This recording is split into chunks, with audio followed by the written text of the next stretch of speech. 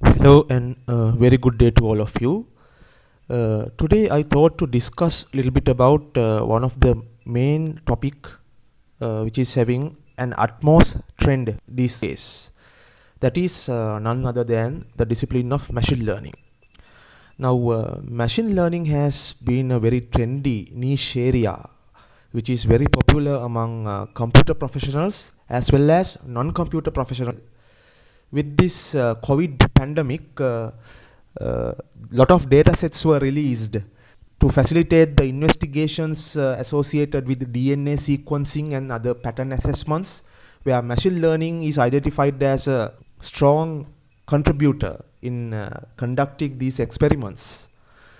So I thought of creating sort of an awareness about the current status of machine learning and why people are moving towards this machine learning discipline and what are the advantages, eventually how you can become a machine learning specialist. Now you can see in the screen I have loaded the 2020 imaging jobs report produced by the LinkedIn. So if you scroll down in this jobs report, within the top 15 emerging jobs, right, number one has been allocated to artificial intelligence specialist. So they are expecting 74% annual growth in this job category. Now, important aspect, what is the difference between artificial intelligence and machine learning? Is it the same or is it different? The answer for that question is artificial intelligence is identified as an umbrella of technologies. What do you mean by umbrella of technologies? A series of technologies. In other words, there are multiple technologies or multiple ventures, multiple mechanisms are available for a person to generate artificial intelligence or just to derive artificial intelligence associated facilities. There are numerous ways. Machine learning is just only a one mechanism associated with that umbrella. So machine learning is only a one mechanism which is contributing to generate artificial intelligence. There are numerous other ways like evolutionary algorithms, then fuzzy logic, semantic web, etc. But machine learning has become a very prominent terminology among most of the youth as well as the professionals. That is because of its utmost capacity and capability in producing accurate results. So, first place has been allocated to artificial intelligence specialist with a 74% of annual growth. If you scroll down, the second place is been allocated for robotics engineer, where in robotics also machine learning plays a vital role because the intelligence of the robot might be totally relying on the underlying machine learning dynamics which will be functioning. So robotic engineer, they have identified it is having a 40% of annual growth. Moving forward, the next discipline is data scientists. So again, data scientist is a specified job discipline which is extracted from the machine learning arena, right? Data science in the sense the study of data, right? So data sets plays a vital role in generating intelligence associated with the machine learning models. Therefore, the data scientist role is to extract the hidden patterns associated with the data sets and provide a strategic value for the organization's improvement, enhancements. So, therefore, data scientist is also an extremely closely associated discipline with machine learning, right? So, likewise, you can see there are a lot of job disciplines which are associated with the machine learning discipline. As you witness now, the top 3 disciplines in the upcoming jobs from the 2020 onward has been allocated by the machine learning category. So this denotes the trend or the popularity which is available towards the machine learning niche. How about the salary scales associated with machine learning engineers? So as you can see, I just wanted to do a sort of an assessment on that as well. So I accessed into the PayScale website. So here this website contains the latest 220 information, latest updated information. So as you can see in the screen, the average salary of a machine learning engineer is close to more than $100,000, right? $100,000. So it ranges between $75K to $153K, with a median of $112K. So you can imagine the potential that you can gain if you know the building blocks, if you know the concepts associated with this machine learning discipline. So how can you become a machine learning specialist? Is it a difficult task? It's not that difficult in current context because there are a lot of learning resources available. So do you need to have a explicit mathematical background? I would say it is not compulsory because there are a lot of supportive mediums available to grasp the important aspects, foundations of the machine learnings, right?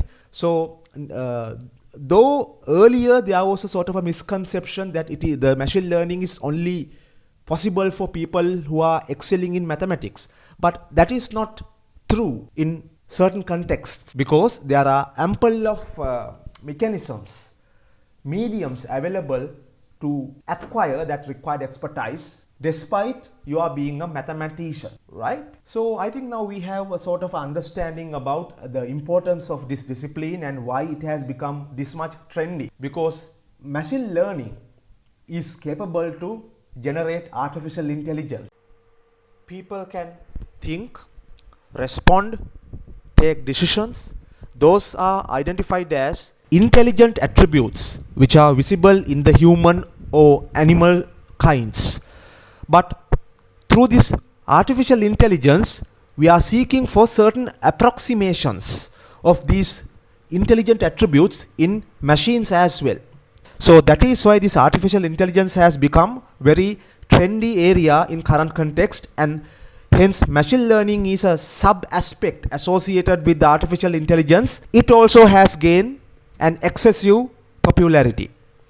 Now if we discuss some of the basics associated with machine learning, basically we can identify three flavors of machine learning, such as the supervised learning, unsupervised learning, and the reinforcement learning.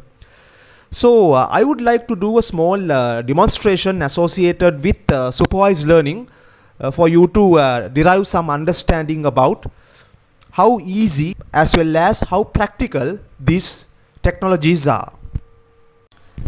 Let's try to take a sense of understanding about this supervised learning flavor via investigating about this iris flower dataset.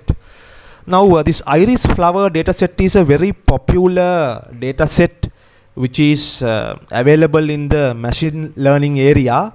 Lot of professionals, lot of students, university professors use this iris dataset in order to teach the concepts of machine learning, specifically associated with the supervised learning category.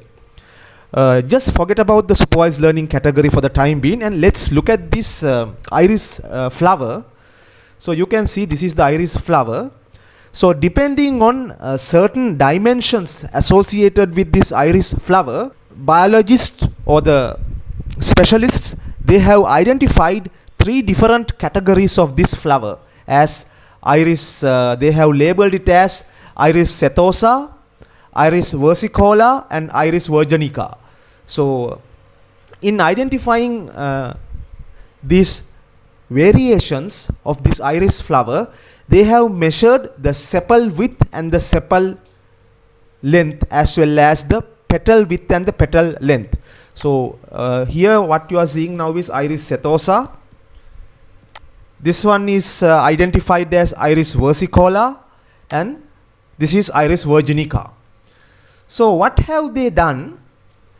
The biologist or the flower specialist, they have gathered a considerably sized iris flower data set or iris flower set, and they have investigated each and every flower via measuring on their sepal length and sepal width as well as the petal length and petal width. They have categorized these flowers into these three categories as Iris setosa, Iris versicolor and Iris virginica. Now, through machine learning, what we are trying to do, if we provide these dimensions for the sepal length, sepal width and petal length and petal width, without the human involvement, we are expecting the created machine learning model to do this analysis and to categorize the respective flower dimensions as whether it is belonging into virginica or versicolor or setosa categories. So let's see how we can do this in detail. So what you are witnessing now is an iris data set which I have extracted from the Weka download. I will discuss about the Weka in few minutes time. So I was speaking about the attributes that scientists were concerned about for the separation of this flower into three categories as setosa, virginica and versicolor. Those attributes are sepal length, which they are going to measure in centimeters, sepal width, again centimeters, petal length and petal width. All these four attributes associated with the flowers are being measured in centimeters by those biologists or the specialists. Henceforth, they are going to categorize each and every flower into these three categories as setosa, versicolor and virginica. Now that task has been done to a significant amount of flowers by the human specialists. Our requirement is to automate this task without the human involvement. When these dimensions were provided, the created artificial intelligence machine learning model should be able to do that classification on behalf of a human without any human involvement. So we are going to make this classification fully automated. Now these attributes are the independent aspects associated with our classification, whereas we can consider these as independent attributes because the final class or the final class label, we refer this as class label or final category of the flower, is totally relying on the values that you are providing for these four independent variables. Therefore, we can conclude these four independent variables are deciding the respective class associated to a flower. Therefore, we are labeling or we are introducing the class label as the dependent variable because the class is dependent on these four independent attributes. So class label, right, here we have identified three class labels as setosa, virginica and versicolor. These class labels are dependent on these three independent attributes. So if we analyze this entire attributes, we have four independent attributes and one dependent attributes, which is the class or the category. So I am going to use Weka, which is a software package available and capable to do machine learning associated experiments. So this is a ARFF file which I have extracted from the Weka download. ARFF stands for Attribute Relation File Format. So let's analyze the structure of this ARFF file. So all these aspects are commented, right? So this is how you provide a comment in the ARFF file, right? Descriptions about this iris dataset is been provided in the commented area. And this is the file name, right? This file name is labeled as iris. So here you can see where I am pointing my mouse.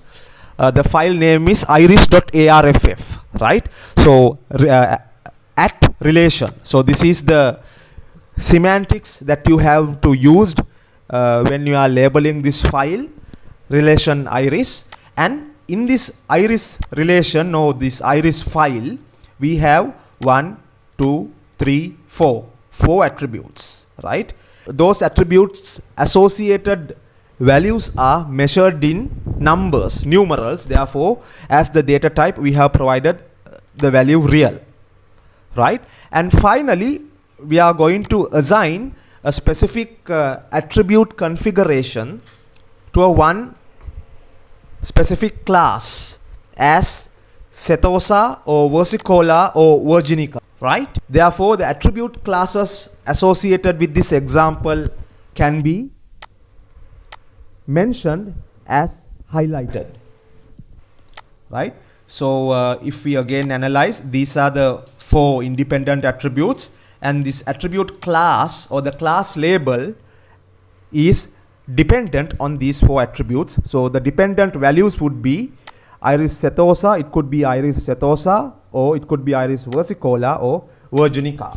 Then here we have represented another semantic tag called @data.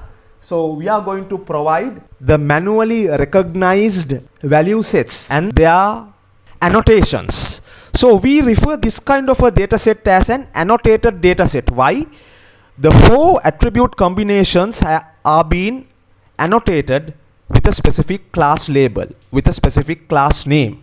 So here the first value is denoting the sepal length. This is mentioned in form of a comma separated list. First value is sepal length, second value is the sepal width, third value is the petal length, and the last value is the petal width.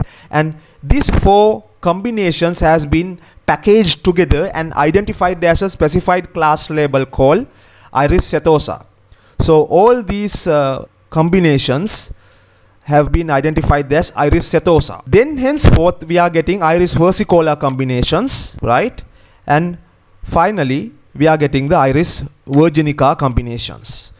Independent attribute value combinations are being identified as specified class labels, and they have been annotated with those class label names. So this task is manually done by the human specialists, right?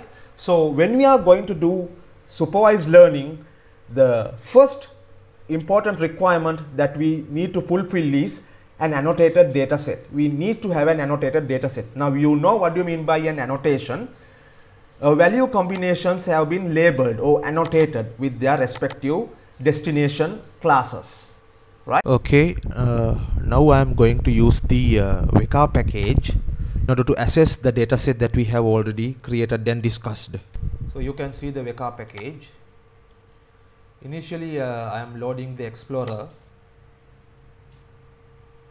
So Weka is a very sophisticated data analysis package which we can use for machine learning purposes.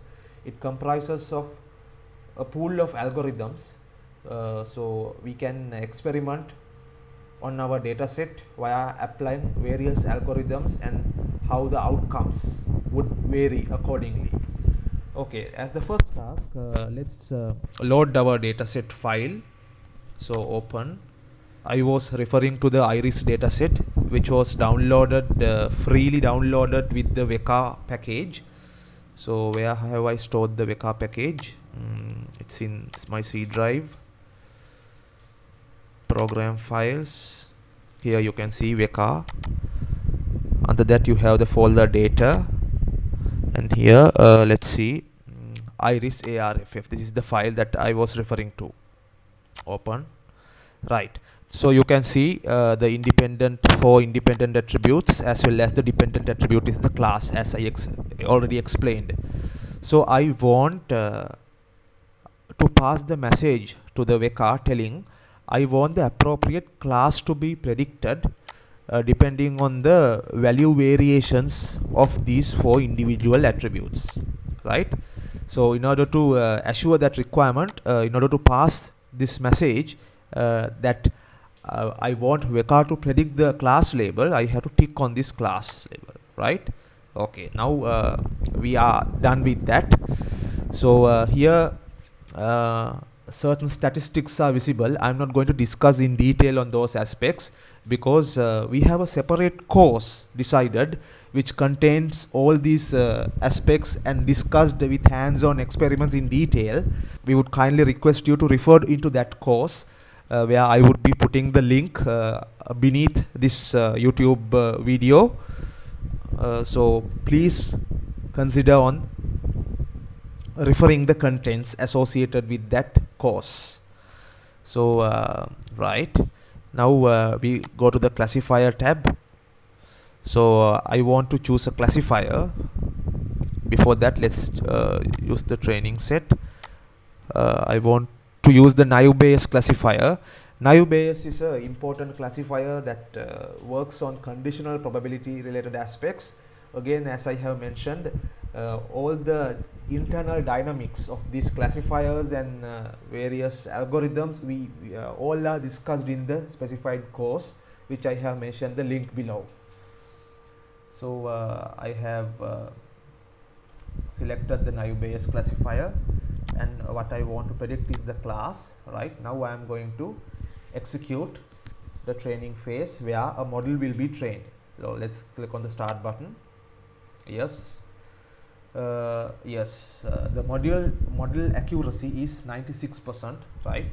So which is a quite satisfactory value. So now we have created the model, the naive Bayes model, which is supposed to work with an accuracy around 96%. So I am going to save this naive Bayes model.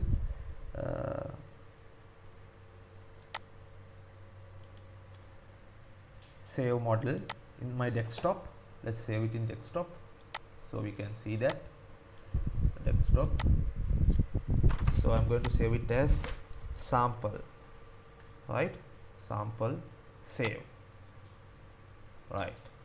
And I'm going to close the Weka Explorer. Yes, right?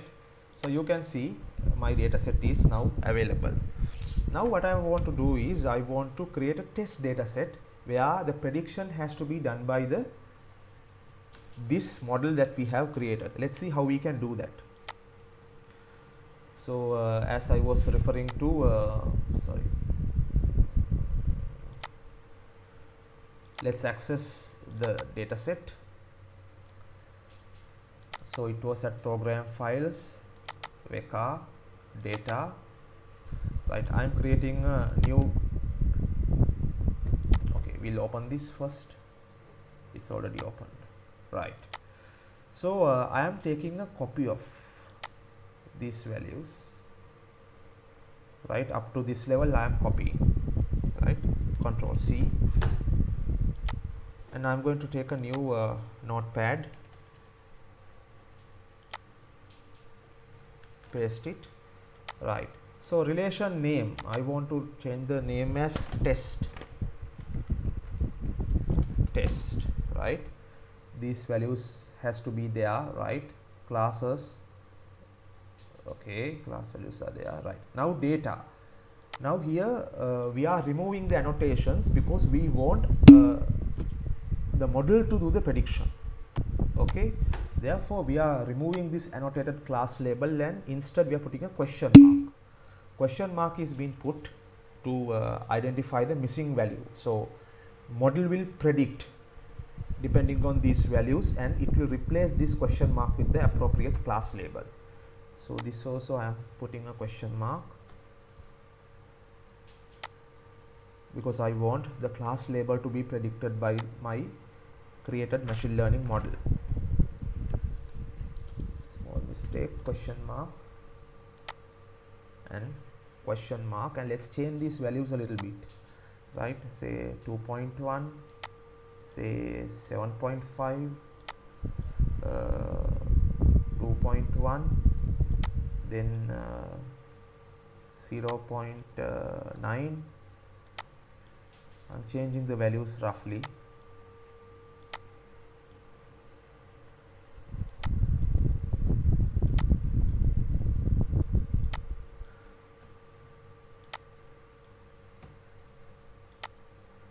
So these are, what I am doing is I am changing the sepal length, sepal width and petal length, those values.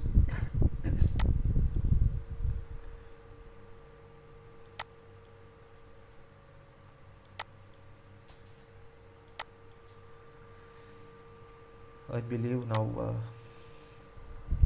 we have changed lot of values. Okay, let's see how the prediction is going to happen. So I'm going to save this as a test RFF, save as. So I want to save this as all files, test dot, sorry, will give another name, because for the model also we have given the name test. Say details.arff.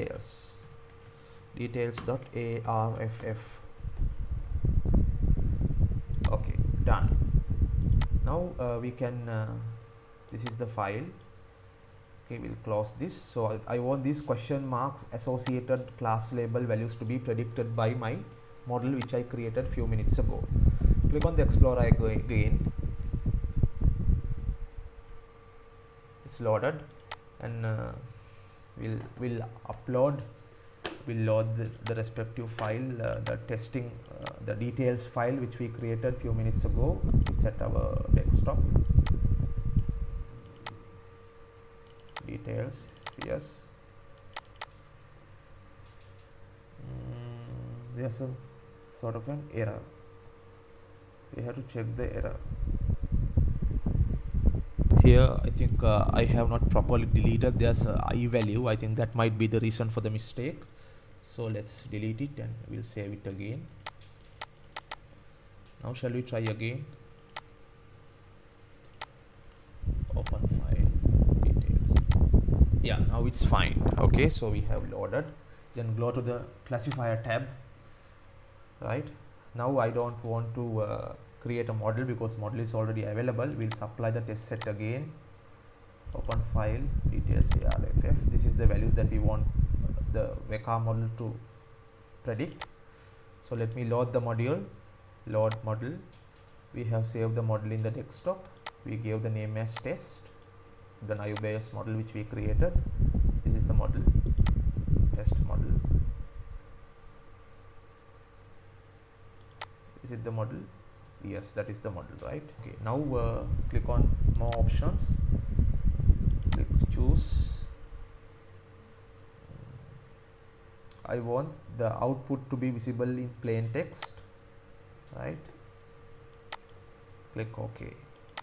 Right, now test set is being supplied for this model. Now this model will execute on the test values and it will predict the values which should be provided for the question marks.